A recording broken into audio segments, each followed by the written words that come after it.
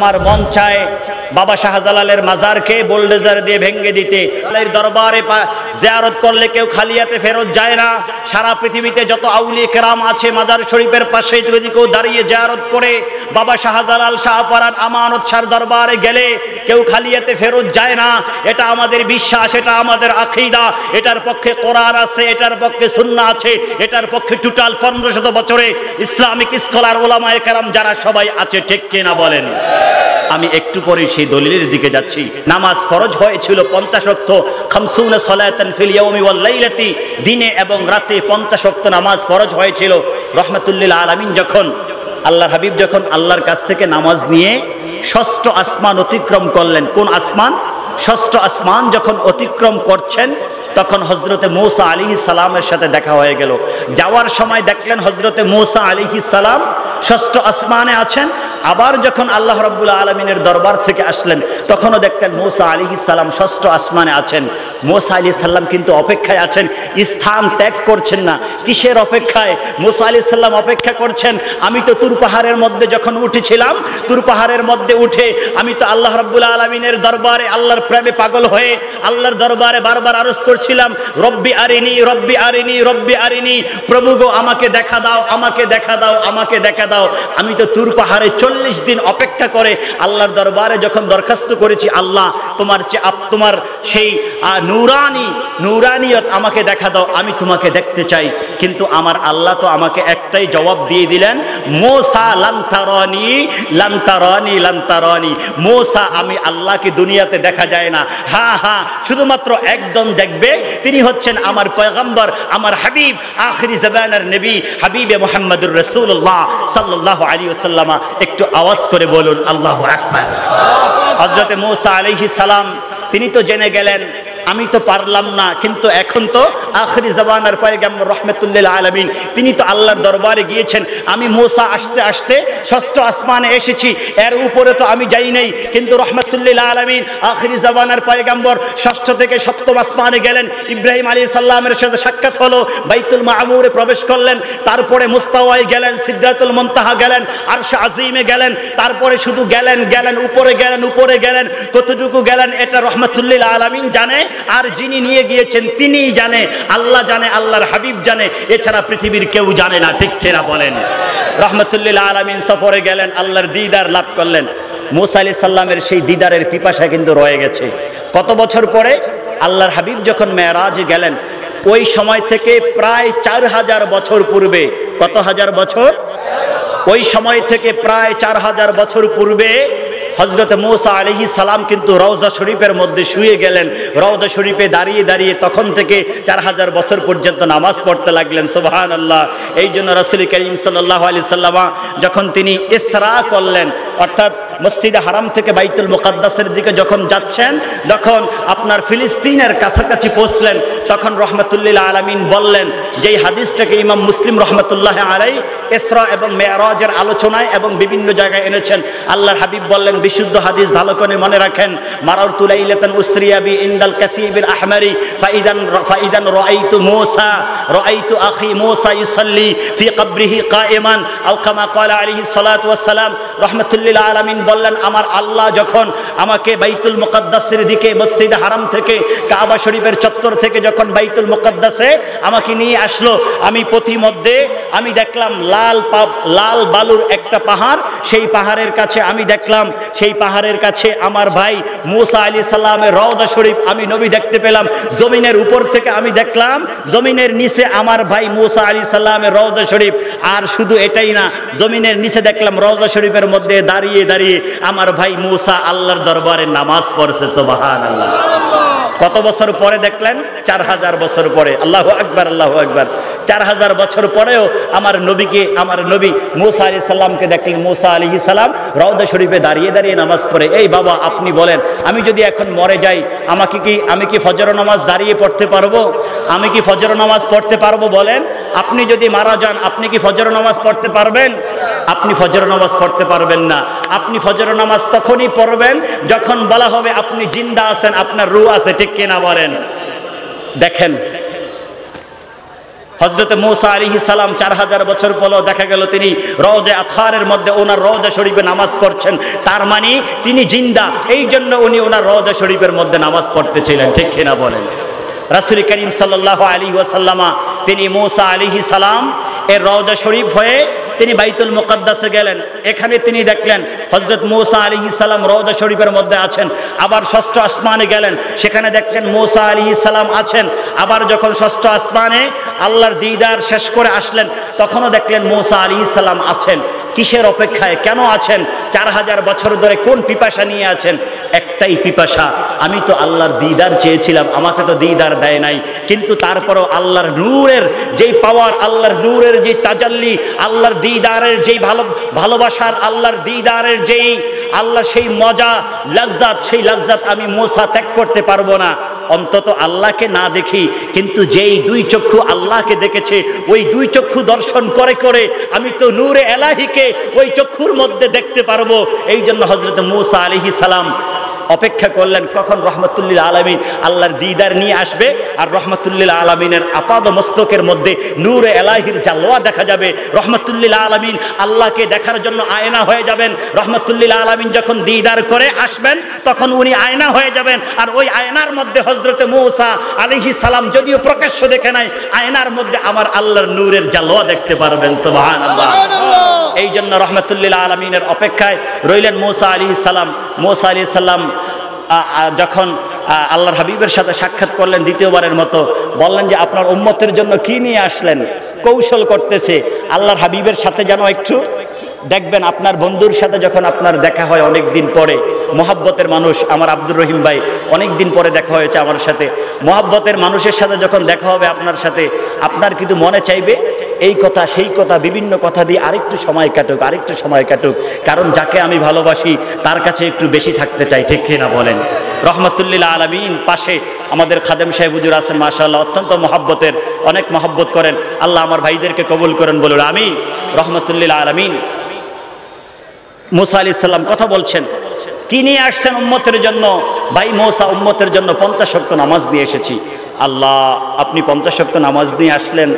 আমি বনে ইসরাইলের নবী ছিলাম, আমার উম্মত থেকে আমি অভিজ্ঞতা লাভ করেছি যে আপনার উম্মত জীবনে কোনোদিন 50 ওয়াক্ত নামাজ পড়তে পারবে না, কারণ আমার উম্মত পারে নাই।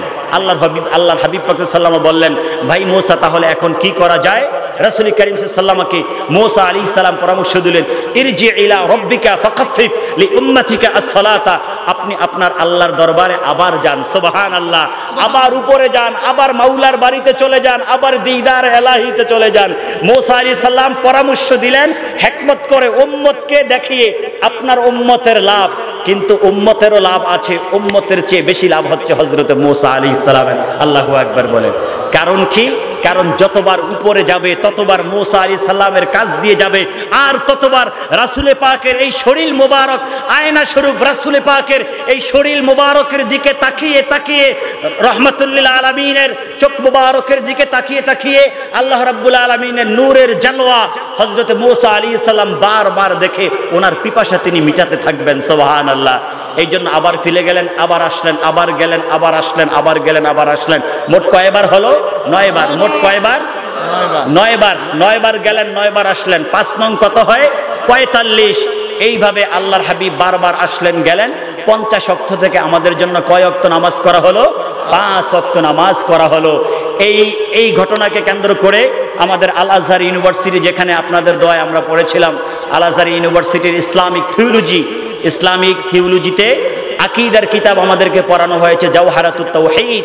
এই কিতাবের মধ্যে মেরাজের আলোচনা যখন ইমাম লাক্কানি রহমতুল্লাহ আলাই এখন থেকে 500 বছর আগে করলেন, এবং যিনি ব্যাখ্যাকার শাইখুল ইসলাম ইমাম আল বাইজুরি রহমতুল্লাহ আলাই এখন থেকে প্রায় 250 বছর পূর্বে যখন এটার ব্যাখ্যা করলেন যে এটার পিছনে হিকমত কি, কেন বারবার গেলেন আসলেন, রহমতুল্লিল আলামিন কি জমিনে আসার পরে আল্লাহর দরবারে দরখাস্ত করতে পারতেন না, আল্লাহ আমার উম্মত তো পারবে না 50 ওয়াক্ত, আপনি কমিয়ে দেন। আমার আল্লাহ তো জমিন থেকেই রহমতুল্লিল আলামিনের খাতিরে 50 থেকে 5 করে দিতে পারতেন, ঠিক কিনা বলেন? কারণ রহমতুল্লিল আলামিন তো আবার যাওয়া দরকার হয় না, কারণ রহমতুল্লিল আলামিন তিনি যখন দুনিয়াতে থেকে বারবার চাচ্ছিলেন, আকাশের দিকে তাকাচ্ছিলেন, আমার আল্লাহ রহমতুল্লিল আলামিনকে আকাশে উঠানো ছাড়াই আয়াত নাজিল করে দিলেন, কদ নারা তাকাল্লুবা ওয়াজহিকা। তারপরে কি? কাদ নারা তাকাল্লুবু ওয়াজহিকা ফিস সামাই ফালানুওয়াল্লিয়ান্নাকা কিবলাতান তারদাহা। হাবিব গো, আপনি জমিনে, আমি বারবার দেখছি আপনি আকাশের দিকে তাকাচ্ছেন। আপনি কি মনে করেন আমি আল্লাহ কি বুঝি না? আপনি কেন আকাশে তাকাচ্ছেন? আমি জানি, এই জন্য আপনি তাকাচ্ছেন যেন আমি আপনার কিবলাকে বাইতুল মুকাদ্দাস থেকে কাবা ঘরের দিকে ফিরিয়ে দেই, আর আপনি এতে খুশি হবেন। আর আমি আল্লাহও চাই আপনি খুশি হন। পৃথিবীর সব মানুষ চায় আল্লাহকে খুশি করতে, আর আমি আল্লাহ নিজে চাই আপনাকে খুশি করতে। সুবহানাল্লাহ। এই জন্য কোরআন শরীফের মধ্যে বললেন ফালানুওয়াল্লিয়ান্নাকা কিবলাতান তারদাহা। হাবিব গো, আমি কিবলাকে পরিবর্তন করব এই জন্য যেন আমি আপনাকে খুশি করতে পারি। সুবহানাল্লাহ বলেন। এই জন্য পৃথিবীতে আল্লাহর হাবিবের ব্যাপার আলাদা, এবং আল্লাহর হাবিব পাক সাল্লাল্লাহু আলাইহি ওয়াসাল্লামের বংশধর আওলাদে রাসূল যারা আছেন, আওলাদে রাসূল আপনারা চিনেন তো? আমাদের বাংলাদেশে আওলাদে রাসূল আছে না? বাংলাদেশে আওলাদে রাসূল আছে। যেখানে আওলাদে রাসূল পাবেন, কদম ধরে ফেলবেন, কদম শক্ত করে কদম ধরে ফেলবেন, আদবের সাথে কদম ধরবেন যে আমাদেরকে আপনার কদমে স্থান দেন, আপনার কদমে ঠাই দিয়ে রহমাতুল লিল আলামিনের কদম পর্যন্ত পৌঁছিয়ে দেন। তাহলেই রহমাতুল লিল আলামিনের কদম ধরে ধরে রহমাতুল লিল আলামিনের সাথে আমরা কিয়ামতের ময়দানে উপস্থিত হয়ে দস্ত মোবারকে হাউজে কাউসারের পানি পান করে রহমাতুল লিল আলামিনের কদম মোবারকের গোলামি করে ওনার সাথে আমরা জান্নাতে থাকতে পারবো। ঠিক কিনা বলেন? এই জন্য কদম ধরে ফেলবেন, ছাড়বেন না। রহমাতুল লিল আলামিনকে যেভাবে আল্লাহ স্পেশাল পাওয়ার দিয়েছেন, ঠিক আওলাদ রাসূলকে আল্লাহ সেই স্পেশাল পাওয়ারটা দিলেন। সেটা কি? পৃথিবীর সব মানুষ আল্লাহর দরবারে দোয়া করে, আল্লাহ আমাকে পবিত্র করো। আমরা উজুর পরে যেই দোয়াটা করি, আল্লাহুম্মা জাআলনা মিনাত তাওয়াবিন ওয়াজআলনা মিনাল মুতাতাহহিরিন ওয়াজআলনা মিন ইবাদিকাস সালিহিন ওয়াজআলনা মিনাল্লাযীনা লা খাউফুন আলাইহিম ওয়ালা হুম ইয়াহজানুন। আল্লাহ আমাকে তওবা করার তৌফিক দাও, আল্লাহ আমাকে তুমি পুত পবিত্র করো। আমরা সব সময় আল্লাহর দরবার এই দোয়া করি। ঠিক কিনা বলেন? কিন্তু আমরা দোয়া করি, সৃষ্টিজীব দোয়া করে আল্লাহর কাছে, আল্লাহ আমাকে পবিত্র করো, পবিত্র করো, পবিত্র করো, আমি চাই। কিন্তু রহমাতুল লিল আলামিনের সদাকায়ে, বরকতে, তুফায়েলে আওলাদে রাসূলের ক্ষেত্রে, নবী বংশের ক্ষেত্রে আমার আল্লাহ নিজে বলে দিলেন, ইন্নামা ইউরিদুল্লাহু লিইউযহিবা আনকুমুর রিজসা আহলাল বাইতি ওয়া ইউতাহহিরাকুম তাতহীরা।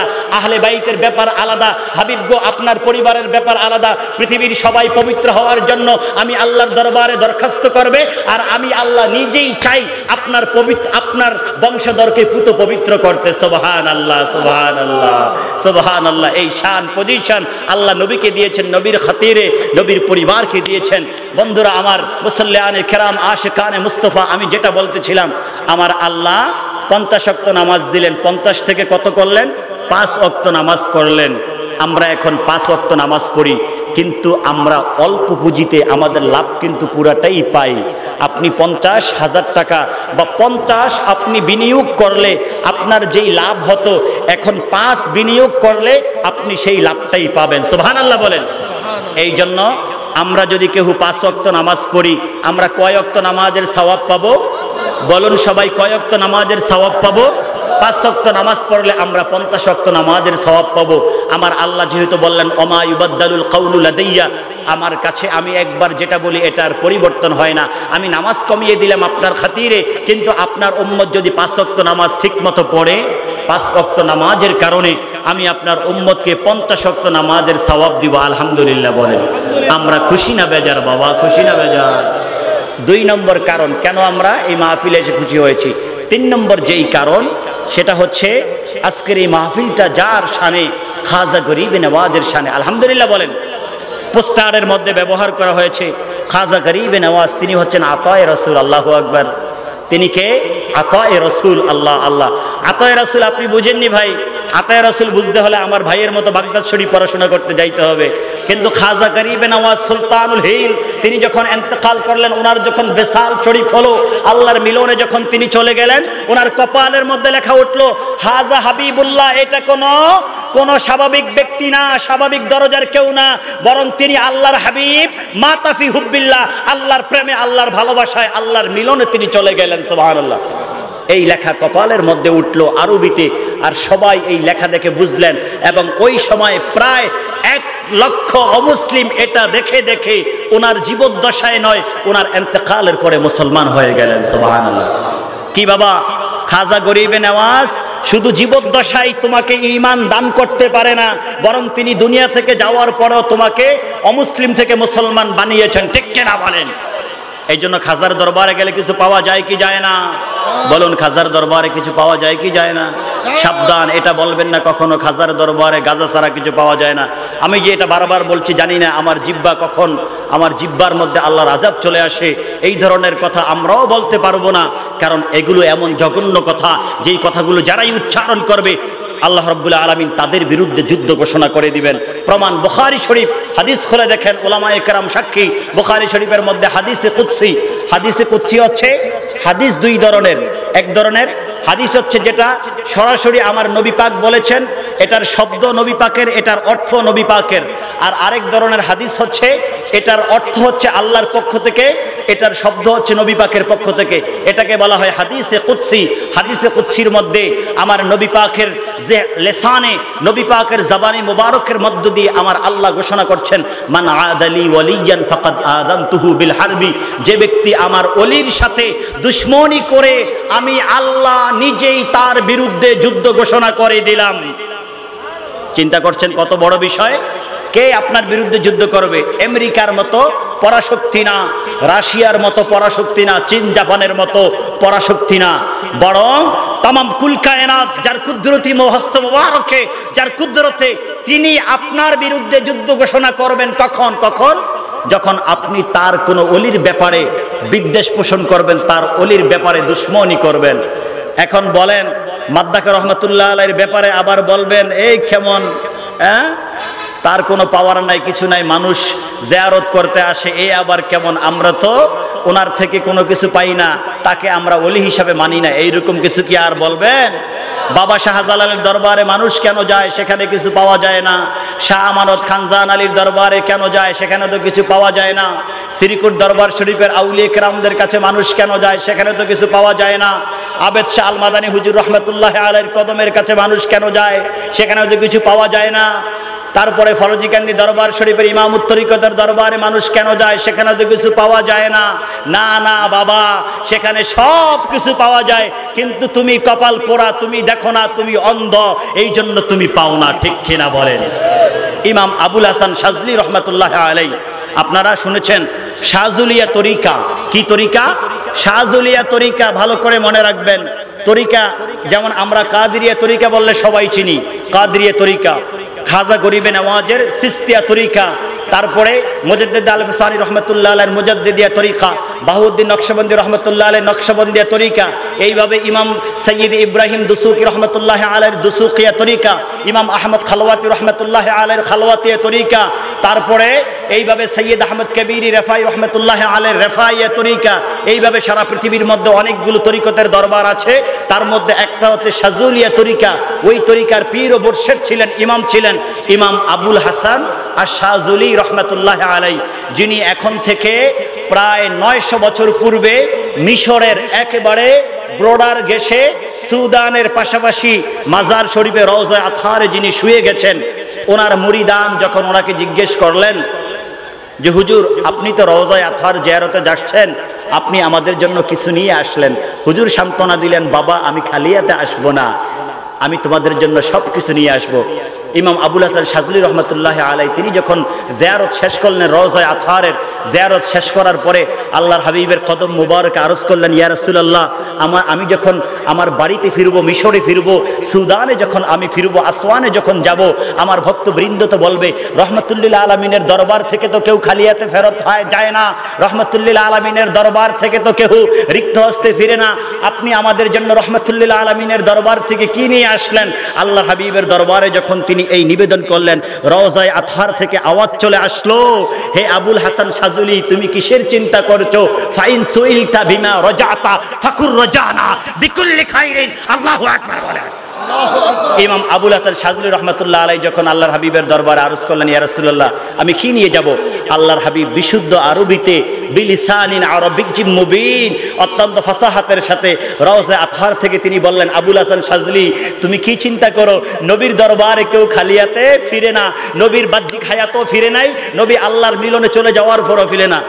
ফাইন সুইলতা, তোমাকে যদি প্রশ্ন করা হয় বিমা রজাতা, তুমি কি নিয়ে ফিরেছো তোমার মুরিদদের কাছে, ভক্তদের কাছে, ফাকুর রজানা, হে আবুল হাসান শাহজুলি অপেক্ষা না করেই সাথে সাথে তোমার ভক্তদেরকে বলে দিবে ফাকুর রজানা, আমি ফিরেছি বিকুল্লি খাইরিন, রহমাতুল্লিল আলামিনের কদম থেকে দুনিয়া আখিরাতের যত কল্যাণ খাইরিয়ত আছে সব কল্যাণ রহমাতুল্লিল আলামিন আমার মাধ্যমে তোমাদেরকে দিয়ে দিয়েছেন। সুবহানাল্লাহ।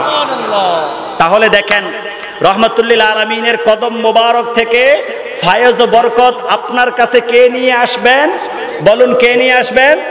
আল্লাহর ওলি নিয়ে আসবেন, তরিকতের শায়েখ নিয়ে আসবেন। এই জন্যই মাদ্দাখা রহমাতুল্লাহ আলাইহির দরবারে আসতে হবে, ঠিক কিনা বলেন?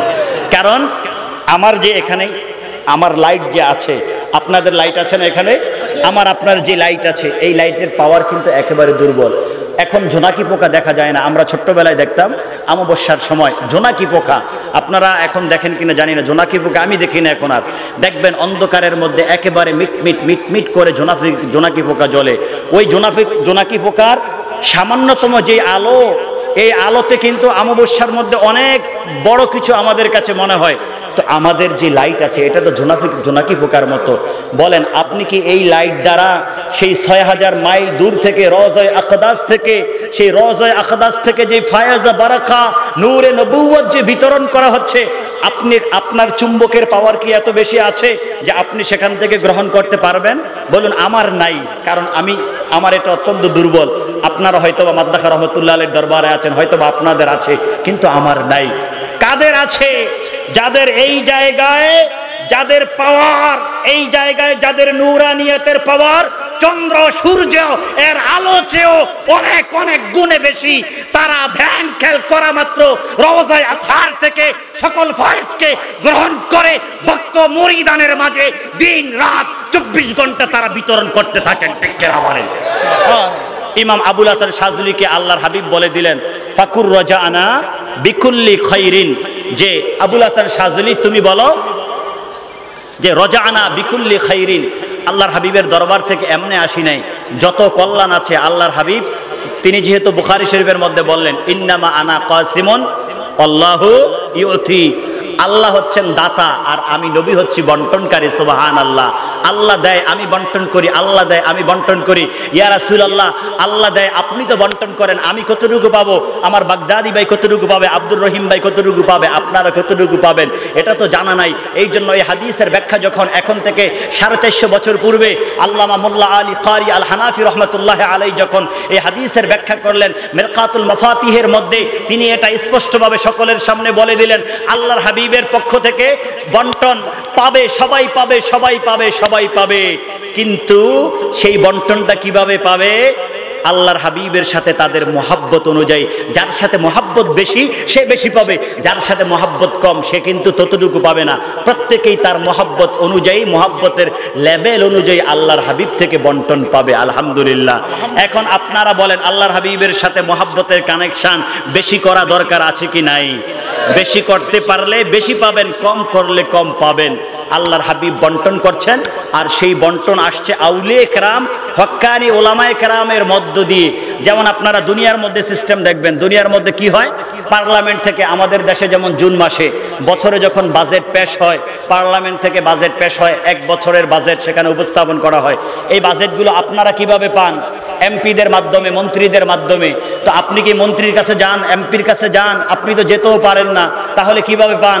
সেখানে তারা ডিস্ট্রিবিউট করে, এমপি মন্ত্রীরা সেখানে তাদের অধীনস্থ যারা আছে, উপজেলা ভিত্তিক, জেলা ভিত্তিক ও অধীনস্থ যারা আছে, মেয়র থেকে আরম্ভ করে, কমিশনার থেকে আরম্ভ করে সকলের হাতে এটা পৌঁছিয়ে দেয়। আর কমিশনার মেম্বাররা আপনাদের কাছে, আমাদের কাছে পৌঁছিয়ে দেয়। ঠিক কিনা বলেন? এটা হচ্ছে পৃথিবীর সিস্টেম। আধ্যাত্মিক জগতের মধ্যে আল্লাহ এই সিস্টেম রেখেছেন। আল্লাহ দান করবেন, আল্লাহ দান করবেন, আমার নবী গ্রহণ করবেন, আল্লাহ দান করবেন, আমার নবী সেই আল্লাহ রাব্বুল আলামিন আলামিনের কুদরতে খাজিনা থেকে গ্রহণ করবেন। আমার নবী গ্রহণ করে পৃথিবীর মধ্যে যারা গাউসিয়াতের মাকামে আউলিয়া কেরামদের সর্বোচ্চ পর্যায়ে আছে, গাউসিয়াতের মাকামে যারা থাকবেন তাদেরকে দিবেন। গাউসিয়াতের মাকাম থেকে দেওয়া হবে কুতুবদেরকে, তারপরে দেওয়া হবে আবদালদেরকে, তারপরে আওতাদ আখিয়ার, এইভাবে আউলিয়া কেরামদের যতগুলো স্তর আছে স্তর ভেদে ভেদে আধ্যাত্মিকভাবে বন্টন হবে। আর আধ্যাত্মিকভাবে বন্টনগুলো আস্তে আস্তে আস্তে আস্তে এমন প্রত্যেকের কাছে পৌঁছে যাবে যারা মাদ্দাখা রহমতুল্লাহ আলাইহির মতো এইরকম আউলিয়া কেরামদের সাথে সম্পর্ক রাখে। কিন্তু আপনি যদি সম্পর্ক না রেখে আপনি যদি বলেন আমার মন চায় বাবা শাহজালালের মাজারকে বোলডোজার দিয়ে ভেঙে দিতে, বলুন আপনি কি পাবেন? আপনি পাবেন? আপনার মতো পরা কোপাল পাওয়ার কোনো সম্ভাবনা আছে? পোড়া কপাল পাবেন না আপনি, বরং দেখবেন আপনি এন্তেকালের আগে ভেঙে যাবেন। যারা বলেছে তারা কিন্তু আপনার গাল বাঁকা হয়ে মারা গেছে, সাক্ষী আছেন। আমরা নাম বলছি না, আপনিও নাম বলা দরকার নেই, তাদের কিন্তু অবস্থা খারাপ হয়ে যায়। এই জন্য বাবা আউলিয়া কেরামদের পক্ষে আমরা আছি, ঠিক কিনা বলেন?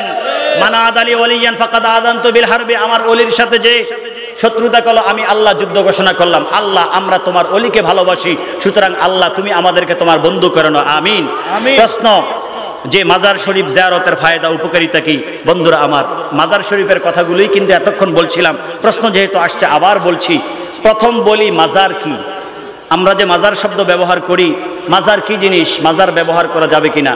বাবা আপনি কেন মাজার শব্দকে নাজায়েজ বলেন? যে কবর বলো, রওজা বলা যাবে না, মাজার বলা যাবে না, আপনি কেন এগুলো বলেন? আপনি এগুলো অবশ্যই এই জন্য বলেন কারণ আরবি অভিধানের সাথে আপনার সামান্যতম যোগাযোগ নাই। আরবি অভিধানের মধ্যে আপনি দেখেন যারা ইয়াজুরু জিয়ারাতান, এটা আরবি একটা শব্দ। অভিধানে যখন দেখবেন অভিধানওয়ালা আপনাকে লিখে দিবে যারা মানে সে জিয়ারত করলো, আর ইয়াজুরু মানে সে জিয়ারত করছে, করবে। যারা ইয়াজুরু, আর যেই কাজটা করা হয় এটাকে বলা হয় জিয়ারা, আর যেই জায়গাকে জিয়ারত করা হয় ওটাকে বলা হয় মাজার। আলহামদুলিল্লাহ বলেন। এটা তো বাবা আরবি শব্দের ব্যবহার। আপনি কেন আমাকে আমার শব্দের ব্যবহার থেকে বাধা দেন? আপনি শব্দের ব্যবহার থেকে তখনই বাধা দিবেন যখন ধরে নেওয়া হবে আপনার শব্দের কোনো জ্ঞান নাই, ঠিক কিনা বলেন? কারণ এটা সব অভিধান, আপনি আলিয়া মাদ্রাসায় বলেন, তারপরে কওমি মাদ্রাসায় বলেন, আহলে হাদিস ভাইদের মাদ্রাসা বলেন, সালাফিদের মাদ্রাসা বলেন, ইউনিভার্সিটি কলেজ ইউনিভার্সিটিতে বলেন, যেখানে লাইব্রেরির মধ্যে আরবি থেকে ইংরেজি আছে সেখানে দেখে নিতে পারেন। আরবি থেকে আরবি লিসানুল আরব আছে, এখন থেকে 700 বছর পূর্বে লেখা হয়েছে। আল মুআজামুল ওয়াসিত আছে, বর্তমানে লেখা হয়েছে। আল মুনজিদ আছে, বর্তমানে লেখা হয়েছে। আল মাউরিদ মডার্ন ডিকশনারি আছে, লেখা হয়েছে। আপনি খুঁজে দেখেন না। যারা ইয়াজুরু জিয়ারত করা, আর যেই জায়গা জিয়ারত করা হয় এটাকে বলা হয় ইসমে জরফ। ইসমে জরফ মানে প্লেস, অর্থাৎ স্থান। অর্থাৎ যখন জিয়ারত আসবে, যেই জায়গা আমি জিয়ারত করব ওই জায়গার নাম আরবিতে এমনিতেই হয়ে যাবে মাজার। আলহামদুলিল্লাহ বলেন। তাহলে মাজার শব্দ ব্যবহার করার জন্য কোরআন হাদিস তো দরকার নেই বাবা, এটার জন্য তো একটা অভিধানই যথেষ্ট। সুতরাং যেটা কবর ওটাকে, যেটা কবর ওটাই হচ্ছে, আপনি যেহেতু জিয়ারত করছেন ওটার নাম তখন হয়ে যায় মাজার। আর ওই মাজারে যিনি আছেন তিনি যেহেতু আল্লাহর রওজায়ের মধ্যে, আল্লাহর জান্নাতের মধ্যে তিনি শুয়ে আছেন, তখন ওই মাজারের নাম হয়ে যায় রওজা। সুবহানাল্লাহ বলেন। তাহলে জিনিস একটা, যেটা কবর ওটাই মাজার, ওটাই রওজা। আল্লাহ আল্লাহ আল্লাহ। তাহলে এটা তো শাব্দিক ব্যবহার। কবর এটা জিয়ারতের কারণে হলো মাজার, আর যিনি মাজারে শুয়ে আছেন তিনি যেহেতু জান্নাতের বাগানে শুয়ে আছেন, বাগানের আরবি হচ্ছে রওজা, এই জন্য সেটাকে বলা হয় রওজা। তাহলে তো যে কোনো একজন মোমেনের ক্ষেত্রেই, মোমেনের কবরের ক্ষেত্রে আপনি কবর বলতে পারেন, মাজার বলতে পারেন, রওজা বলতে পারেন। তাহলে কি আউলিয়া কেরামদের ক্ষেত্রে মাজার বলা যাবে না? রহমাতুল্লিল আলামিনের ক্ষেত্রে রওজা বলা যাবে না? যারা যাবে না বলে তাদের শাব্দিক জ্ঞানের অসুবিধা রয়েছে। বাবা মাজার শরীফ জিয়ারতের ব্যাপারে যে উপকারিতাটা, ফায়দাটা আমি আপনাদেরকে একটু করে ছোট্ট করে, বেশি সময় নিব না, ছোট্ট করে বলি। মাজার শরীফ জিয়ারত, রওজা জিয়ারত, কবর জিয়ারত, এটা হচ্ছে সুন্নাহ। এটা কি? এটা হচ্ছে প্রধান ফায়দা, আমার নবীর সুন্নাহ। এটা কি? মুসলিম শরীফের হাদিস, আমার নবী বলেছেন আল আনা ফাজুরুহা, এখন থেকে আমি আদেশ করলাম কিয়ামত পর্যন্ত যত কবর পাবে জিয়ারত করবে, যত মাজার পাবে জিয়ারত করবে, নবীদের যত রওজা পাবে জিয়ারত করবে। এটা বললেন কে? সুন্নত করে দিলেন কে? আমার নবী। সুন্নত করলেন কে? আচ্ছা আপনারা বলেন নবী বললেন সুন্নত আর আপনি বলেন মাজার পূজা, তাহলে কি আপনি নবীর বিরুদ্ধে বললেন না? আমি কি হাদিসের বাহিরে কথা বলছি বাবা? আমার যুবক ভাইরা ভালো করে বুঝেন, শুধুমাত্র ইউটিউব বক্তাদের পিছনে, ভাইরালদের পিছনে দৌড়াইবেন না। দৌড়াইলে ঈমান নষ্ট হয়ে যাবে। কিন্তু আপনারা হাদিস অনুযায়ী শুনেন ভালো করে। রহমাতুল্লিল আলামিন বললেন, এখন জিয়ারত করো, এখন জিয়ারত করো, এখন জিয়ারত করো। আমার নবী জিয়ারত করতে বললেন। আমার নবী জান্নাতুল বাকি জিয়ারত করলেন। সামনে আপনার শবে বরাত আসছে, মুসলিম শরীফ, বাইহাকি শরীফের হাদিস।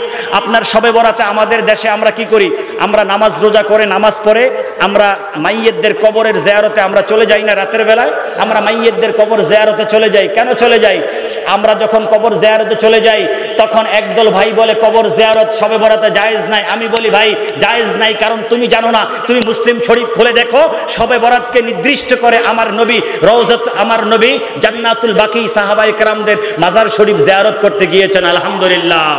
তাহলে মাজার জিয়ারত সুন্নাহ, আর সুন্নাহ যদি আপনি পালন করেন আপনার সওয়াব না গুনাহ? সওয়াব। শুধু মাজার জিয়ারতের কি সওয়াব আমি আপনাদেরকে বলি, কারণ এটা সুন্নাহ। এটা কি সুন্নাহ না? আমার নবীর সুন্নাহ, অন্যদিকে দলিল দরকার নাই। আখিরি জামানায় যখন ফিতনা ফাসাদ চলছে, আমার নবীর একটা সুন্নত যেমন মাজার জিয়ারত, আমার নবীর একটা সুন্নত যেমন কবর জিয়ারত, আমার নবীর একটা সুন্নত যেমন রওজা জিয়ারত। আপনি যদি এই একটা সুন্নত পালন করেন, আমার রাহমাতুল্লিল আলামিন বলছেন, মান আমিলা বিসুন্নতি ইনদা ফাসাদি উম্মতি ফালাহু আজরু মিআতি শাহীদিন। আখিরি জামানায় আমার কোন উম্মত যদি আমার একটা সুন্নত অনুযায়ী আমল করে, তাহলে আমার সেই উম্মতকে আল্লাহ 100 জন শহীদের সওয়াব আল্লাহ তার আমলনামার মধ্যে লিখে দিবেন। সুবহানাল্লাহ। তাহলে আমি এই ময়দান থেকে মাদ্দাকা রহমাতুল্লাহ আলাইহি দরবার থেকে আপনাদেরকে একটা কথা, মাজার জিয়ারতের ন্যূনতম একটা ফায়দা বলতে চাই। সেটা হচ্ছে আপনি একবার মাজার জিয়ারত করবেন, আপনি তো যুদ্ধের ময়দানে যান নাই। বদর, উহুদ, খন্দক, ইয়ারমুক, মুতা, কত যুদ্ধে সাহাবায়ে কেরাম নিজেদের প্রাণ হারিয়েছেন, শরীর রক্তপাত করেছেন, হাত হারিয়েছেন, পা হারিয়েছেন, সব হারিয়েছেন। আপনি তো হারান নাই। ওনারা সব কিছু হারিয়ে শাহাদাতের যেই সওয়াব পেয়েছেন, এইরকম 100 জন শহীদের সওয়াব আপনি পাবেন যদি আপনি একবার মাজার জিয়ারত করেন। আলহামদুলিল্লাহ বলেন। আলহামদুলিল্লাহ। তাহলে এখন বলেন, মাজার জিয়ারতে সওয়াব আছে না নাই? মাজার জিয়ারতের উপকারিতা আছে না নাই? মাজার জিয়ারত করলে দোয়া কবুল হয়। একটু দলিল দেই। ইন্না রাহমাতাল্লাহি কারীবুম মিনাল মুহসিনিন। আমার আল্লাহ বললেন যে যারা নেককার, যারা আমার আল্লাহ ওয়ালা, তাদের কাছে, তারা যেখানেই থাকে সব সময় আমার রহমত তাদের কাছে থাকে। সুবহানাল্লাহ। আর আমার আল্লাহর রহমত যেখানে থাকে সেখানে দোয়া কবুল হয়। এই জন্য যারা মাজার শরীফের মধ্যে আছে অথবা জিন্দা আছে, ওলিদের কাছে জিয়ারতে আপনি যখন যাবেন, সেখানে আপনি দোয়া করলে সাথে সাথে আপনার দোয়া আল্লাহ কবুল করবেন। আলহামদুলিল্লাহ বলেন। মাজার জিয়ারত করলে দোয়া কবুল হয়, এটার সরাসরি একটা হাদিস দিচ্ছি। সে হাদিসটা ইমাম মুসলিম রহমাতুল্লাহ আলাইহি মুসলিম শরীফের মধ্যে বর্ণনা করেন। অনেক লম্বা হাদিস। আল্লাহ রাব্বুল আলামিনের পক্ষ থেকে ফেরেশতারা চলে আসছেন। এখানে কিন্তু ফেরেশতা আছে। এটা আমি বললাম কিভাবে? আমার কি সেই চোখ আছে নাকি? আমার চোখ নাই। আপনাদের আছে কিনা জানি না, হয়তো বা থাকতে পারে, হুজুরের দরবারে আছেন, কিন্তু আমার নাই। এখানে চারদিকে অসংখ্য অগণিত ফেরেশতারা কিন্তু কিতাব নিয়ে বসে আছেন, লিখতেছেন। আমার যেই ভাইরা দাঁড়ানো আছেন, আপনারা কিন্তু বঞ্চিত হচ্ছেন। তাড়াতাড়ি বসে যান। ওই যে রাস্তায় দাঁড়িয়ে দেখতেছেন, তাড়াতাড়ি বসে যান। আল্লাহর ফেরেশতারা কিন্তু দাঁড়িয়ে দাঁড়িয়ে লেখছে। তাদের লেখা যখন শেষ হবে, আপনাদের মাহফিল যখন শেষ হয়ে যাবে, তারা আমাদের সবার আমলনামা নিয়ে আল্লাহর দরবারে চলে যাবেন। অনেক লম্বা হাদিস, মুসলিম শরীফের আমি অনুবাদ বলছি। আমার আল্লাহ বলবেন, আমার বান্দাদেরকে কিভাবে দেখেছো? আল্লাহ দেখেছি সেখানে আপনার জিকির হচ্ছে, রাসূল পাকের জিকির হচ্ছে। সুবহানাল্লাহ বলেন। আমার বান্দারা কি চায়? আল্লাহ তারা চায় আপনি একটু তাদেরকে ক্ষমা করে দেন। সুবহানাল্লাহ। আমরা কি এটা চাই না? আমরা কি চাই না আল্লাহ ক্ষমা করে দেন? আমার বান্দারা, আপনার বান্দারা চায় আল্লাহ আপনি তাদেরকে ক্ষমা করে দেন। আল্লাহ বললেন, গফারতু লাহুম, আমি তাদেরকে ক্ষমা করে দিলাম। আল্লাহু আকবার বলেন। আমার আল্লাহ বললেন, এখানে যারা আছে আমি সবাইকে ক্ষমা করে দিলাম। আলহামদুলিল্লাহ। এটা বিশুদ্ধ হাদিস মুসলিম শরীফের। গফারতু লাহুম, আমি ক্ষমা করে দিলাম। এখন ফেরেশতারা একটু বিনয়ের সাথে বলবেন, আল্লাহ আপনি ক্ষমা করলেন যারা নামাজি, কিন্তু এখানে তো বেনামাজিও আছে। আপনি ক্ষমা করলেন যারা রোজাদার, এখানে তো বেরোজদারিরও আছে। আপনি ক্ষমা করবেন যারা আপনার নেশা করে না। আমি জানি না এখানে আমার কিশোর ভাই যারা আছেন তাদের হাতে ইয়াবা উঠে কিনা। সকালবেলা কি কোরআন শরীফ উঠে দিনের বেলায়, নাকি হাতের মধ্যে মদের বোতল উঠে আমি জানি না। কিন্তু আমার আল্লাহ বলবেন, শুনো শুনো, এগুলো তো পিছনের কথা। বেনামাজি ছিল পিছনে, বেরোজদারি ছিল পিছনে, নেশা করেছে পিছনে, এগুলো আগে আগে সব করেছে। কিন্তু যেই যুবক এই দরবার শরীফে আসছে, কিশোর আসছে এই দরবার শরীফে এসে, তারা তো তাওবা করেছে। এই জন্য আমি আল্লাহ তাদেরকে ক্ষমা করে দিয়েছি। সুবহানাল্লাহ। আমার আল্লাহর সাথে সাথে কি বললেন, লা ইয়াশকা বিহিম জালিসুহুম। শোনো, এই জায়গায় নেককার ব্যক্তিরা আছে, আল্লাহর ওলিরা আছে, নেককাররা আছে। আর নেককারদের কাছে যদি কোনো বদকার গুনাহগারও থাকে, ওই নেককারদের উসিলায় আল্লাহ ওই গুনাহগারকে জাহান্নামের কয়েদি থেকে তাকে মুক্তি দান করেন, তাকে ক্ষমা করে দেন। সুবহানাল্লাহ। এই হাদিসের ব্যাখ্যা করে এখন থেকে 250 বছর পূর্বে আমাদের আহলে সুন্নাতুল জামাতের দলিল দেখাচ্ছি না, পীর মাশায়েখদের দলিল দেখাচ্ছি না, বলবেন নিজের কিতাব থেকে দেয়। আহলে হাদিস এবং সালাফি জমের মস্ত বড় একজন ইমাম, ইমাম আশ-শাওকানি 1250 হিজরিতে ইন্তেকাল করলেন। এখন হচ্ছে 1444 হিজরি, প্রায় 200-250 বছর পূর্বে এই হাদিসকে কেন্দ্র করে তুহফাতুজ জাকিরিন, শরহে হিসনুল হাসিন, হিসনে হাসিন, এটা দোয়ার কিতাব। এখন থেকে 600 বছর পূর্বে ইমাম ইবনুল জাজারি রহমতুল্লাহ আলাইহি লিখলেন। ওই কিতাবের ব্যাখ্যা করতে গিয়ে এই হাদিস যখন আসলো, এই হাদিসের ব্যাখ্যা করে তিনি প্রমাণ করলেন, ইস্তাজাবুদ দুআউ ইনদা মাকবারাতিস সালিহিন। আউলিয়া কেরামদের কবর, মাজার, রওজার পাশে যখন যে কেউ দোয়া করবে, আমার আল্লাহ এই হাদিস প্রমাণ করছে তার দোয়া সাথে সাথে কবুল করবেন। আলহামদুলিল্লাহ বলেন। আলহামদুলিল্লাহ। হাদিসে আছে কি নাই? আর দলিল দরকার আছে? আর যাই না, বারবার দলিল দিতে মন চায়, কিন্তু একটু পরে আমার ভাই বলবে আপনাকে 11টা পর্যন্ত সময় দেওয়া হয়েছে, 11টা চলে আসছে, আর বেশি সময় নেই। আমি আর বেশি যাই না, বেশি দূর যাব না। অনেক দলিল আদিল্লা আছে, আমার ভাই থেকে শুনবেন। কোরআন সুন্নাহ থাকতে আমরা মাযহাব মানব কেন? এটা কি? আবার সবাই বলেন এটা কি? এখন সবাই আমার সাথে বলবেন, আপনারা কোরআন দেখতে পাচ্ছেন তো? কোরআনের সূরা দেখতে পাচ্ছেন, আয়াত দেখতে পাচ্ছেন, ঠিক কিনা বলেন? সত্য কথা বলবেন, এই কোরআন এখানে আমরা যারা আছি সবাই কি পড়তে পারি? সত্য কথা বলছেন তো? আমরা কি এই কোরআন সবাই পড়তে পারি? সবাই পড়তে পারি না, তাই না? আপনি পারেন বিদায় জি বললেন, কিন্তু অনেকেই পারে না। আমরা সবাই এই কোরআন পড়তে পারি না। আচ্ছা, যারা পারেন তাদের ব্যাপারে আমি আপাতত কথা বলছি না, পরে যারা কোরআন পারেন না, আপনি বলেন তাহলে আপনি আজকে ফজর নামাজ কিভাবে পড়লেন?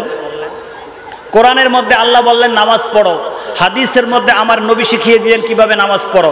আপনি কোরআনও পড়তে জানেন না, আপনি হাদিসও পড়তে জানেন না, আপনি কিভাবে ফজর নামাজ পড়েছেন বলেন? আপনি কোরআনও জানেন না, কি তাকবীর দিবেন না? আপনি কোরআনও জানেন না, আপনি হাদিসও জানেন না, কোরআন জানেন না, হাদিস জানেন না, আপনি কিভাবে ফজর নামাজ পড়লেন? একটু মহব্বতে দরুদ শরীফ পড়ুন। আল্লাহুম্মা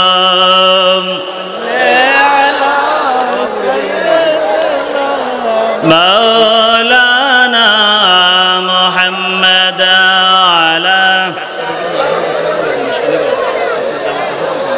আচ্ছা আচ্ছা আচ্ছা, মাশাআল্লাহ। কোন জায়গায় এটা? আলহামদুলিল্লাহ, আলহামদুলিল্লাহ। এই পিছনে এখানে 1 কিলোমিটারের অপেক্ষায় ছিলেন, ওদিন আপনারা অপেক্ষমান ছিলেন, রাস্তাঘাটে, দোকানপাটে। আলহামদুলিল্লাহ, আমাদের মাঝে যখন আপনি কোরআন হাদিস জানবেন, কিন্তু আপনি তো কোরআন হাদিস জানেন না। কোরআন হাদিস না জানলে আপনি কি কোরআন হাদিস থেকে নামাজ বের করতে পারবেন? কোরআন হাদিস থেকে আপনি নামাজ বের করতে পারবেন না। ফজর নামাজ 4 রাকাত পড়েছি, আপনারা পারবেন না বের করতে। কিভাবে পড়া হয়, সামনে যাকাত আসছে, কিভাবে যাকাত দিতে হবে, এটা আমরা পারবো না। তাহলে আমাদের কি করতে হবে? আমি কোরআনও জানি না, আমি হাদিস শরীফও জানি না, আমি পড়তেও জানি না, কোরআন শরীফ কি জিনিস পড়তে জানি না, অর্থ করতে জানি না। তাহলে আমি কাদের থেকে নামাজ রোজা শিখব? আমাদের ওলামায়ে কেরাম যারা আছেন, ইমাম সাহেব, খতিব যারা আছেন, আমরা তাদের থেকে নামাজের পদ্ধতি শিখবো, ঠিক কিনা বলেন? এটাই হচ্ছে মাযহাব বাবা। আমি কোরআন হাদিস জানি না, যারা জানে তাদের থেকে আমি শিখে শিখে আমল করব, আর সেই রাস্তায় যে আমি চলবো, ওই রাস্তায় চলার নামই হচ্ছে মাযহাব। আলহামদুলিল্লাহ বলেন। এখন আমি আপনাদেরকে বলছি, মাযহাব শব্দের একটু শাব্দিক বিশ্লেষণ সহজ হয়ে যাবে। মাযহাব শব্দটি আরবি শব্দ জাহাবা ইয়াজহাবু, জাহাবা ইয়াজহাবু। জাহাবা মানে সে গেল, ইয়াজহাবু মানে সে যায় বা যাবে। সে গেল, সে যায়। কোথায় যায়? যেই জায়গায় যাবে, চলার যেই রাস্তাটা, এই রাস্তাটাকে আরবিতে বলা হবে মাযহাব। আলহামদুলিল্লাহ বলেন।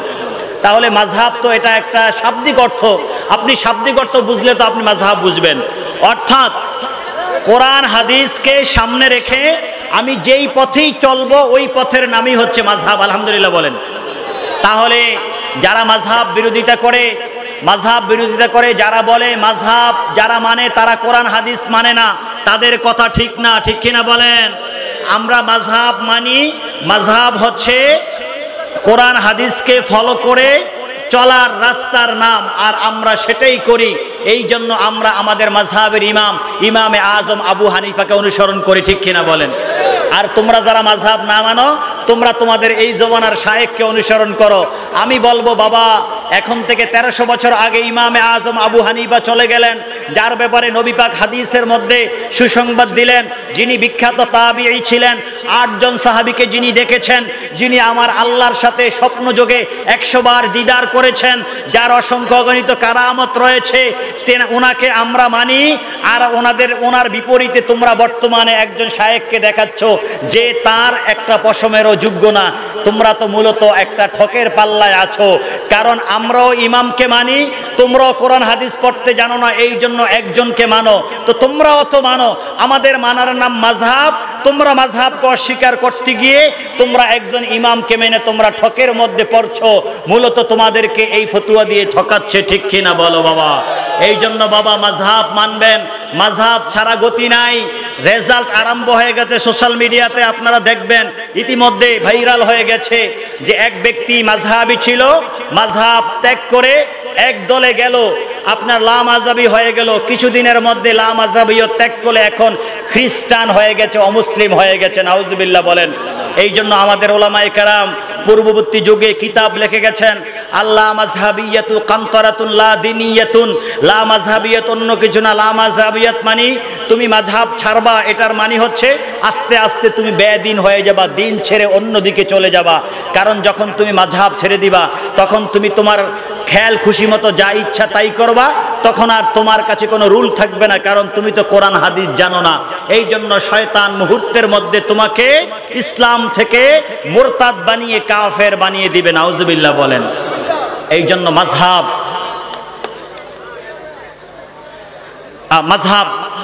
মাযহাবের পথে থাকবেন। আল্লাহ আমরা সবাই থাকবো, আল্লাহ যেন কবুল করেন, আমিন। আমরা নামাজে হাত বাঁধবো কোথায়? মুসল্লিরা বিভিন্নভাবে হাত বাঁধে।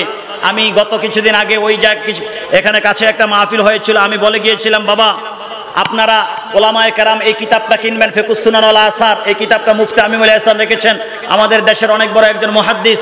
আর এটার বাংলা বের হয়েছে ইসলামিক ফাউন্ডেশন থেকে, বিভিন্ন জায়গা থেকে বের হয়েছে। আপনারা যারা পারেন বাংলাটা কিনবেন, বিশুদ্ধ বাংলা। এটার একটা বাংলা অনুবাদ বের করেছে যে আপনার মাযহাবিয়তের লেবাস ধরে লা মাযহাব যে প্রচার করেছেন ডক্টর আব্দুল্লাহ জাহাঙ্গীর, তার অনুবাদ আপনারা কিনবেন না, পথভ্রষ্ট হবেন। সে মাযহাবী দাবি করেছে, কিন্তু মাযহাবের লেবাস ধরে লা মাযহাবিয়ত আমাদের মাঝে প্রচার করেছে। ভালো অনুবাদ আছে, অনুবাদ দেখবেন, অনুবাদ দেখে দেখে আপনারা এখান থেকে নেবেন। দেখেন এই কিতাবটা তিনি লিখলেন, কয়েক হাজার হাদিস এটার মধ্যে তিনি প্রমাণ করলেন। হানাফি মাযহাবের প্রত্যেকটা আমল হাদিস দ্বারা প্রমাণিত, আলহামদুলিল্লাহ বলেন। হানাফি মাযহাবের একটা মাসালাও নাই যেটার পক্ষে হাদিস নাই, কোরআন নাই, অথবা কোরআন হাদিসের আলোকে কোনো সমাধান নাই, আলহামদুলিল্লাহ বলেন।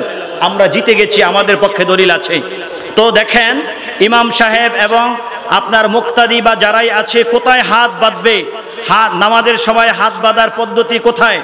এই কিতাবের মধ্যে মুফতি আমিনুল ইহসান এই কিতাবের 191 পৃষ্ঠার মধ্যে তিনি অধ্যায় নিয়ে আসলেন, ওয়াদুল ইয়ামিনি আলা শিমালি। নামাজের মধ্যে বাম হাতের উপরে ডান হাতকে রাখবে, নাকি আগে নিচে ডান হাত উপরে বাম হাত? আমরা যখন নিয়ত বাঁধি আমাদের উপরে কোন হাত থাকে, তারপরে নিচে কোন হাত থাকে? আবার একদল আছে দেখবেন, ঠিক আছে, বাম হাত নিচে উপরে ডান হাত, কিন্তু একবারে এইভাবে হাতটাকে এই পর্যন্ত নিয়ে যায়। না না, এটা করা যাবে না। এইভাবে হাদিসে যেভাবে আছে এইভাবে আপনি ধরবেন। আর সেটা কোথায়? বুকের উপরে না নাভির নিচে? দেখেন হাদিসের মধ্যে কি বলা হচ্ছে, নাভির নিচে করবেন। হাদিস রহমতুল্লিল আলামিন থেকে হাদিস নকল করা হচ্ছে, রাসূল পাকের হাদিস নকল করছেন। ইয়ামানের একজন যুবরাজ প্রিন্স রাসূল পাকের দরবারে আসলেন, নাম হচ্ছে ওয়াইল ইবনে হুজুর। ওয়াইল ইবনে হুজুর যখন রাসূল পাকের দরবারে আসলেন, আল্লাহর হাবিবকে বললেন, নামাজ শিক্ষা দেওয়ার জন্য অনুরোধ করলেন। রাসূল পাক নামাজ শিক্ষা দিচ্ছে, তখন তিনি বললেন, রাআইতু রাসূলুল্লাহি সাল্লাল্লাহু আলাইহি ওয়াসাল্লামা ইয়াদাউ ইয়ামিনাহু আলা শিমালিহি তাহাতা সুররাতি। আমি নবীজিকে দেখেছি যে তিনি ওনার ডান হাত বাম হাতের উপরে ডান হাতকে রেখেছেন। কোথায় রেখেলেন? তাহাতা সুররা। আমি ওই জায়গায় বলেছিলাম সুররা শব্দটা মনে রাখবেন, আমাদের পুরুষের নাবি, নাবি আরবি হচ্ছে সুররা, তাহাতা মানে নিচে। মাত্র দুইটা শব্দ মনে রাখবেন, আপনার দলিল হয়ে গেছে। আপনাকে যদি জিজ্ঞেস করে ভাই তুমি যে নাবির নিচে হাত বাঁধছো দলিল আছে কিনা, আপনি বলবেন তাহাতা সুররা। সে যদি জানে তাইলে তো জানলো, আর নসেদ দেখবেন যে সে পালায়ন করবে, কারণ সে তাহাতা অর্থ এটাও জানে না, সুররা অর্থ জানে না। তাহাতা মানি নিচে, সুররা মানি নাবি।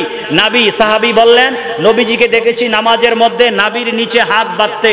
সুতরাং আমরা কোথায় হাত বাঁধবো বলেন? আমরা নাবির নিচে হাত বাঁধবো।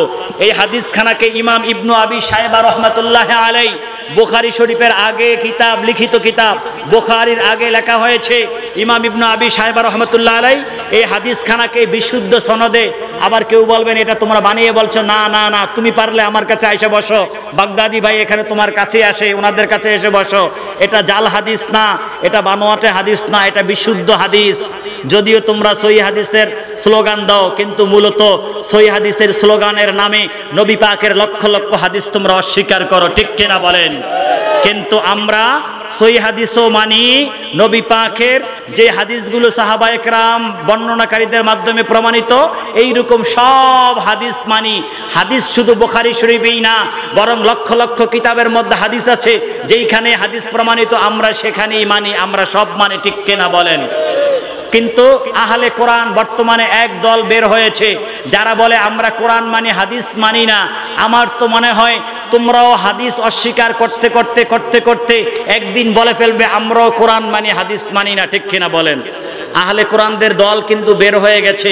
গত শতাব্দীতে ভারত এবং পাকিস্তান থেকে দুইজনে সম্মিলিতভাবে প্রচার করেছে মানুষের কাছে, এই কোরআন মানবো, হাদিস মানবো না, শুধু কোরআন মানবো, হাদিস মানা যাবে না।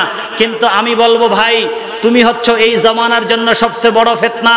কারণ নবী পাক 1500 বছর আগে তোমার ব্যাপারে হুঁশিয়ার করেছেন যে লা উলফি আন্না আহাদাকুম মুত্তাকিয়ান আলা আরিকাতিহি ইয়াতিহি আমরুম মিন আমরি ফায়াকুলু মা ওয়াজাদনা ফি কিতাবিল্লাহি ইত্তাবানাহু। আখিরি জামানায় এমন সময় আসবে যে তার কাছে যখন আমার হাদিস আসবে, সে এইভাবে চেয়ারের মধ্যে হেলান দিয়ে বসে থাকবে, খাটের মধ্যে, সে বলবে আমি হাদিস মানি না, আমার কাছে কোরআন আছে। নাউজুবিল্লাহ বলেন। সে বলবে আমি হাদিস মানি না, কোরআন আছে। আর আমার নবী বললেন তোমার মতো এইরকম উম্মত আমি দেখতেও চাই না। কিয়ামতের ময়দানে যখন নবীর দস্ত মোবারকে হাউজে কাউসারের পানি পান করতে যাবে, আমার নবীর পক্ষ থেকে ফেরেশতারা বলবে সোহকান সোহকান সোহকান, যাও যাও যাও, আজকে নবীর দরবারে তোমার জায়গা নাই, কারণ নবীর হাদিস কি তুমি অস্বীকার করেছো, ঠিক কিনা বলেন? এই জন্য আলহামদুলিল্লাহ আমরা মাদ্দাখা রহমতুল্লাহ আলাইহির যারা আউলিয়া কেরামদের যারা আমরা অনুসারী ভক্ত, আমরা নবীর প্রমাণিত সব হাদিস মানে, ঠিক কিনা বলেন? আমার কাছে আরেকটা প্রশ্ন ছিল, এই প্রশ্নের কিছুটা আলোচনা করি। কাঙ্ক্ষিত মেহমান আসলে বা আমাকে ইশারা দিলে আমি মাইক ছেড়ে দিব, যে আমাদের 14 তারিখ দিবাগত রাত্রে আমাদের কি আসতেছে? আগামী 7 তারিখ 7 মার্চ দিবাগত রাত্রে আমি সবার থেকে শুনতে চাই কি আসছে। আপনারা মুরব্বীরা এখন কথা বলবেন না, আমি শুধু জওয়ান বা কিশোর ভাইদেরকে শুনতে চাই। আমাদের 7 তারিখ দিবাগত রাত্রে, অথবা এই শাবান মাসে যেই রাত্রিকে আমরা উদযাপন করি, ওই রাত্রির কি নাম? মুরব্বীরা বলেন না, আমার যুবক ভাইদেরকে শুনতে চাই। আমি একটু দেখতে চাই যুবক ভাইরা আসলে এই দিকে এখনো আছে নাকি কনভার্ট হয়ে অন্যদিকে চলে গেছে। এই মাসে আমরা যেই রাত্রটা পালন করি, ওই রাতের নাম কি? একটু হাত তুলে দেখান। মাশাআল্লাহ মাশাআল্লাহ, হাত নামান, স্লোগান দরকার না, হাত নামান। মাশাআল্লাহ, আমার যুবক ভাইরা এখনো এই পথে আছে। আমার আলোচনার শুরুতে প্রমাণ করে দিল যুবক ভাইরা নামাজ পড়ে, এখন হাত তুলে প্রমাণ করে দিল যুবক ভাইরা শবে বরাত পালন করে। আর আমরা হাত তুলে প্রমাণ করে দিচ্ছি, তোমরা যতই চেষ্টা করো শবে বরাতকে বন্ধ করতে পারবে না, ঠিক কিনা বলেন? আওয়াজ করে বলুন ঠিক কিনা। শবে বরাতের পক্ষে উলামায়ে কেরাম আছে, শবে বরাতের পক্ষে আমার যুবক ভাইরা আছে, ঠিক কিনা বলেন? হাত নামান। শুনেন শুনেন, অনেকে বলে কোরআন হাদিসে শবে বরাত নাই, এই জন্য আমরা করব না। আমার ভাই সম্মানিত খতিবে মুকাররম হুজুর আমাকে বললেন যে আমাদের মধ্যে কেউ কেউ নাকি বলে শবে বরাত কোরআনে নাই, হাদিসে নাই। আচ্ছা, এরকম তো অনেক কথাই বলবে, আমরা কি সব কথা শুনবো নাকি? বলুন, আমরা শুনবো? ওই চিলে বলে, মানুষ বলে কি চিলে কান নিয়ে গেছে, তো চিলের পিছনে দৌড়াচ্ছে। আরে কান তো আমার মাথার সাথে আছে, আমি একটু এখানে হাত দিলেই তো হয়, আমি এখানে হাত দিয়ে দেখলেই তো হয় আমার কানটা আছে। সুতরাং চিলের মানুষের কথার পেছনে দৌড়াবেন না। কথার পেছনে দৌড়ানোর আগে কানে হাত দিয়ে দেখবেন আপনার আপনার মাথার সাথে কানও আছে এবং কানের মধ্যে যে অলংকার পড়েছেন সেই অলংকারও আছে, সব কিছু আছে, ঠিক কিনা বলেন? আমাদের পক্ষে কোরআন আছে, হাদিস আছে, সব আছে। যতই বলুক নাই আমরা বলবো আছে, যারা বলে নাই আমরা বলবো আছে, ঠিক কিনা বলেন? আমি প্রথমে একটু হাদিস থেকে দেখাই, তাও কাদের কথা? আপনারা যারা বলেন শবে বরাত নাই, আপনাদেরই একজন মান্যবর ইমাম, আপনারা যাকে ইমাম হিসাবে মনে করেন তিনি হচ্ছেন শেখ নাসিরউদ্দিন আলবানী। তার নাম কি সবাই বলেন তো? শেখ নাসিরউদ্দিন আলবানী। আমার যেই ভাইরা বলে শবে বরাত নাই, ওই ভাইরা নাসিরউদ্দিন আলবানীকে একেবারে চোখ বন্ধ করে মানে। অনেক সময় আপনি যদি বলেন তিরমিজি শরীফে এই হাদিস আছে, বলবে মানি না। যদি বলে নাসিরউদ্দিন আলবানী বলছে, বলবে মানি। নাউজুবিল্লাহ বলেন। আহা, তিরমিজি শরীফ, ইমাম তিরমিজি 1200 বছর আগে লেখলেন, সিয়াসিত্তার মধ্যে একটা বিশুদ্ধ গ্রন্থ, সেই কিতাব মানে না, কিন্তু নাসিরউদ্দিন আলবানীর কথা বললে মানে। এটা হচ্ছে আমাদের দন্য দশা। দেখেন, আপনাদের শেখ নাসিরউদ্দিন আলবানী, আমি কাউকে গায়েল করছি না, শুধু আপনারা যারা শবে বরাতকে অস্বীকার করছেন, আপনাদের একজন ইমামের কথা আমি তুলে ধরছি। আপনারা মানে এখানে যারা আছেন তারা না, অর্থাৎ যারা অস্বীকার করেন তারা।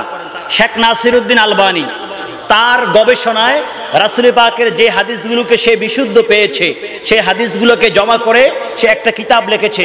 কিতাবের নাম দিয়েছে সিলসিলাতুল আহাদিস সহিহা। আবার তার গবেষণায় যে হাদিসগুলো দঈফ বা যে হাদিসগুলো বানোয়াটে, ওই কিতাবের নাম দিয়েছে সিলসিলাতুল আহাদিস দঈফা। তো দেখেন, তার নিজের গবেষণায় যে হাদিসগুলো সহি, ওই হাদিসগুলোকে কেন্দ্র করে যেই কিতাব লিখলেন, ওই কিতাবের নাম দিলেন সিলসিলাতুল আহাদিস সহিহা। আর ওই কিতাবের মধ্যেই শবে বরাত হাদিসকে তিনি নিয়ে আসলেন। আলহামদুলিল্লাহ বলেন। তোমাদের ইমাম, তোমরা যাকে ইমাম মানো, তিনিই তো শবে বরাতের হাদিসগুলোকে তার কিতাবের মধ্যে আনলেন, আনার পরে এটাকে সহি প্রমাণ করলেন। তোমাদের ইমামকে ধরো, আমাদের সাথে আর দ্বন্দ্ব থাকবে না। এখন আমি শুনিয়ে দিই আপনাদেরকে কি বললো, কি বলেছে। দেখেন, শেখ নাসিরউদ্দিন আলবানী উনি তার সিলসিলাতুল আহাদিস সহিহা এই কিতাবের 3য় খণ্ড 135 থেকে 39 পৃষ্ঠা, এই কয়েক পৃষ্ঠার মধ্যে শবে বরাতের ব্যাপারে আলোচনা করলেন। এবং কি বললেন? অনেকগুলো হাদিসের মাঝে একটা হাদিস আনলেন। রহমাতুল্লিল আলামিন ইরশাদ করছেন, ইয়াত্তালিউল্লাহু তাবারাকা ওয়া তাআলা ইলা খালকিহি লাইলাতান নিসফি মিন শাবান ফায়াগফিরু লিজামিই খালকিহি। আল্লাহ শবে বরাত অর্থাৎ বরাতের রাত্রে তার বান্দার প্রতি বিশেষ নজর দিয়ে থাকেন। আলহামদুলিল্লাহ বলেন। তো আজকে রাতে কি আল্লাহ আমাদের প্রতি নজর দিবেন না? তাহলে শবে বরাতের ফায়দা কি? শবে বরাতে একটু বেশি দিবেন। সুবহানাল্লাহ বলেন। আমার আল্লাহ প্রত্যেক রাত্রে দুনিয়ার আসমান থেকে বান্দাদেরকে আহ্বান করতে থাকেন, কে আছো আমার কাছে ক্ষমা চাও, আমি ক্ষমা করে দিব। রিজিক চাও, রিজিক দিব। আমার কাছে কি চাও, আমি তাকে দিব। এটা আল্লাহ কখন করেন? প্রত্যেক রাতের শেষ ভাগে। কোন সময়? শেষ ভাগে। কিন্তু শবে বরাতের জন্য শেষ ভাগ নাই। শবে বরাতে গুরুব শামস, সূর্য ডুবার সময় থেকে আরম্ভ করে একবারে ফজর পর্যন্ত। সুবহানাল্লাহ বলেন। তাহলে অন্য রাতের সাথে শবে বরাতের পার্থক্য আছে কি নাই? অন্য রাতে আমার আল্লাহর পক্ষ থেকে রহমতের বিশেষ ঘোষণা শেষ রাতে, আর শবে বরাতে রহমতের বিশেষ ঘোষণা মাগরিব থেকে আরম্ভ হয় ফজর পর্যন্ত চলতে থাকে। সুবহানাল্লাহ বলেন। তাহলে শবে বরাতের ফজিলত আছে কি নাই? এই হাদিসের মধ্যে আমার আল্লাহ শবে বরাতে উম্মত বান্দার প্রতি বিশেষ নজর দিয়ে থাকেন। নজর দিয়ে কি করেন? আমার নবী বলছেন, ফায়াগফিরু লিজামিই খালকিহি, আল্লাহ তার সকল গুনাহগার বান্দাকে ক্ষমা করে দেন। সুবহানাল্লাহ। আল্লাহ, তাহলে আমি তো গুনাহগার বান্দা, আমি যদি শবে বরাতের রাতে আল্লাহর দরবারে ইস্তেগফার করি, ইবাদত করি, তাহলে হাদিস প্রমাণ করে আমার আল্লাহ আমাকে ক্ষমা করে দিবে, ঠিক কিনা বলেন? কিন্তু তোমরা ফতোয়া দিয়ে গুনাহগার মানুষগুলোকে এই নেয়ামত থেকে দূর করে দিচ্ছ, ঠিক কিনা বলেন? এই জন্য হাদিস মানবেন বাবা। আচ্ছা দেখেন, উনি হাদিস আনার পরে কি বললেন? ও এই হাদিসের আরেকটু অংশ, ইল্লা লি মুশরিকিন আও মুশাহিনিন, কিন্তু মুশরিককে আল্লাহ ক্ষমা করে না। মুশরিককে কি ক্ষমা করবেন? কারণ সে আল্লাহর সাথে শরীক করে। মুশরিককে ক্ষমা করেন না। আর কাকে ক্ষমা করেন না? এবং যারা হিংসুক তাদেরকে ক্ষমা করেন না। শেখ নাসিরউদ্দিন আলবানী বললেন, হাদিসুন সহিহুন, এই হাদিস সহিহ। আলহামদুলিল্লাহ বলেন।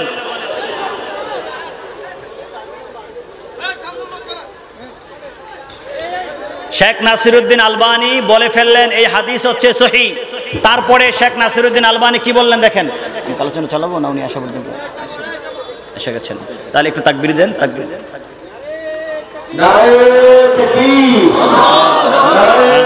ঢুকে ফেলো, ঢুকে ফেলো।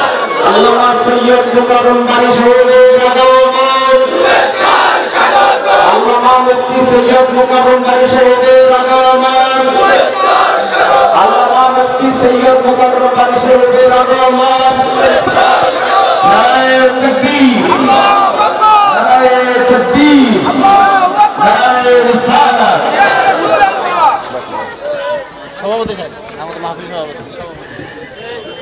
আমাদের কাঙ্ক্ষিত মেহমান চলে আসছে, আলহামদুলিল্লাহ বলেন। তা আমি আমার অপূর্ণাঙ্গ আলোচনা শেষ করছি।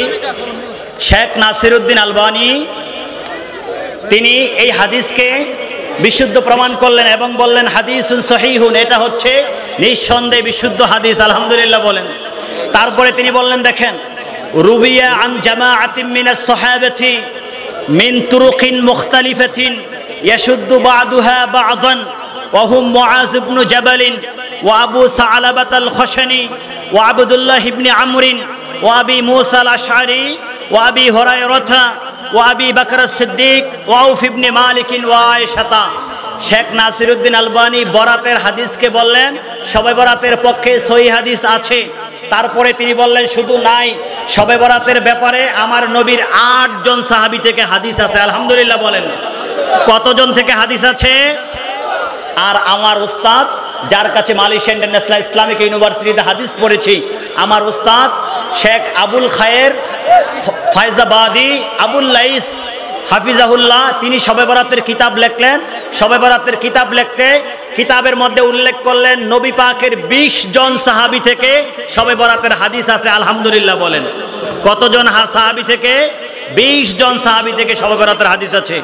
হযরতে মুআজ ইবনে জাবাল, আবি সা'লাবা, আব্দুল্লাহ ইবনে আমর, আবি মুসা আশআরি, আবু হুরায়রা, আবু বকর সিদ্দিক, আউফ বিন মালিক, হযরতে আয়েশা সিদ্দিকা, এইরকম 8 জনের কথা উল্লেখ করলেন। উল্লেখ করে শেষে বললেন ওয়াজুমলাতুল কাউলি আন্নাল হাদিসা বিমাজমুই হাযিহি তুরুকি সহিহুন বিলা রাইবিন। তিনি স্পষ্ট বললেন কোনো সন্দেহ ছাড়া আমি নাসিরউদ্দিন আলবানী আমার দলের এবং বিপক্ষের সবাইকে জানিয়ে দিতে চাই শবে বরাত নিয়ে মতানৈক্য, বলুন শবে বরাত নিয়ে মতানৈক্য নাই। নাসিরউদ্দিন আলবানী বললেন আমি জানিয়ে দিতে চাই শবে বরাত নিয়ে মতানৈক্য নাই, কারণ শবে বরাতের ব্যাপারে যত হাদিস আসছে, যত সনদে আসছে, সবগুলো একসাথ করলে প্রমাণিত হয় শবে বরাত নবীর পক্ষ থেকে প্রমাণিত এবং এটা পালন করলে সওয়াব আছে, আলহামদুলিল্লাহ বলেন। সুতরাং আমরা শবে বরাত কি মানবো? আর শবে বরাত এই শব্দ আপনি কোরআনে কিভাবে পাবেন? বাবা, কোরআনের মধ্যে কি উর্দু ফার্সি কোনো শব্দ আছে নাকি? বলুন, কোরআন আরবিয়া, কোরআন নাজিল হয়েছে আরবি ভাষায়, এই জন্য সব শব্দ আপনি পাবেন না। শবে বরাতের আরবি খোঁজেন, দেখবেন যে সূরা দুখানের মধ্যে লাইলাতুম মুবারাকা আছে, আলহামদুলিল্লাহ বলেন। লাইলাতুম মুবারাকা সূরা দুখানে, এটার 2 ব্যাখ্যা। একটা হচ্ছে লাইলাতুল কদর, হযরত ইকরিমা সহ মুফাসসিরিনে কেরাম বলেছেন এটা হচ্ছে লাইলাতুন নিসফি মিন শাবান, শবে বরাত।